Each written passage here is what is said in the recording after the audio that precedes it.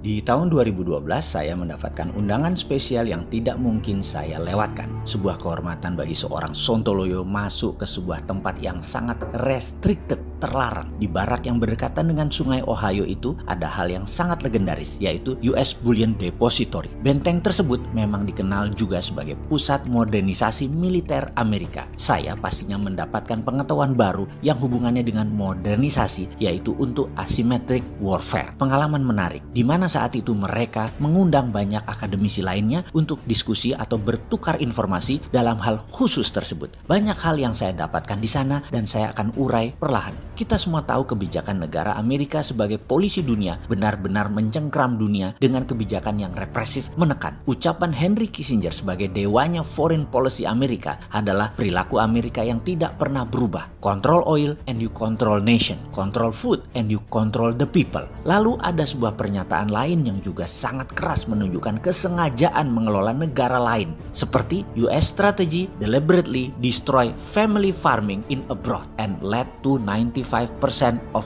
all grain reserve in the world being under the control of 6 multinational agribusiness corporation. Terjemahan bebasnya kira-kira, strategi Amerika dengan sengaja merusak pertanian di seluruh dunia sehingga 95% gandum dunia dikendalikan oleh 6 perusahaan multinasional milik Amerika. Ini artinya Amerika mau mengendalikan people. Sebagai catatan saja, mie instan bahan dasarnya apa? Dan mie lainnya di Indonesia 100% import bahannya. Sementara makan mie sudah menjadi makanan utama setelah beras dan nasi di Indonesia. Lalu panganan lain kita urai setelah ini ya. Intinya ketahanan pangan sebuah negara tidak akan mudah atau dibuat sulit mandiri selama tidak paham geopolitik dan geostrategik negara adikuasa si kampret Amerika itu. Faktanya hingga saat ini 9 bahan pokok plus bumbu-bumbu di Indonesia masih bergantung negara besar luar yang hulunya ya mereka juga. Kalau tidak Cina ya Amerika. Ketidakberdaulatan pangan ini bukan masalah pertanian, tapi ini masalah pertahanan. Oke, kita masuk ke oil dulu baru ke pangan ya. Oke, kita masuk ke oil dulu sekarang. Jalur minyak dunia semua dikawal American Fleet. Naval Fleet atau armada laut Amerika adalah armada terbesar di dunia. Seluruh kekuatan naval di dunia baik Rusia, Cina, Inggris, Prancis dan negara lainnya dijumlahkan baru sama dengan kekuatan armada angkatan laut Amerika. Angkatan laut terbesar saat ini adalah Seventh Fleet atau armada ke-7 yang mengawasi Indo-Pasifik, wilayahnya menjangkau dari San Diego, Honolulu, Vanuatu hingga Diego Garcia di Maldives yang berpusat di Okinawa, dan Indonesia masuk wilayah Seventh Fleet. Semua armada laut tersebut mengamankan atau mengontrol jalur minyak Amerika dan jalur minyak dunia. Maaf, kita lompat sebentar. Ketika jembatan Selat Sunda akan dibangun oleh pihak Cina, agenda tersebut batal. Mengapa? Amerika tidak mau Selat Sunda dibuat jembatan karena armada laut armada 7 lewat Selat Sunda, tidak lewat Selat Malaka. Dan Amerika tidak mau 100 meter di atas armadanya ada barang Cina dalam tanda petik yang bisa memonitor gerakan kapal mereka. Indonesia, nggak paham begini-beginian. Zaman SBY nggak paham, apalagi zaman sekarang. Kabinetnya rodok-rodok naif urusan beginian. Nah kan mulai sebel kan kalau kayak gini sama Sontoloyo. Di tengah video Sontoloyo nyinyir. Habis bagaimana dong? Itu paling komentar saya. Saya sudah nggak tahan masalah beginian, kita dikangkangi terus oleh asing dan aseng. Saya nyinyir karena mau mengajak kedaulatan Indonesia itu bangun kesadarannya. Bukan anti pejabat. Paham ya ente ya? Aneh bukan anti pejabat, aneh cinta tanah air, aneh cinta pejabatnya. Cuman pelajaran beginian nih harus diingetin. Di sini mulai banyak yang klik nyambung bahwa ada pertarungan El Clasico di Selat Malaka. Yang Malaysia, Indonesia nggak terlalu ngeh. Armada Cina lewat sana, baik militer ataupun komersialnya. Armada Amerika militernya lewat Selat Sunda. Perdagangan lewat Selat Malaka dan hubnya Singapura dan Port Klang yang mendapat manfaatnya lebih banyak. Indonesia dulu ada Pulau Weh, tapi kalah diplomasi maritimnya dengan Singapura dan Malaysia. Indonesia harus belajar dan rebut kembali wilayah itu.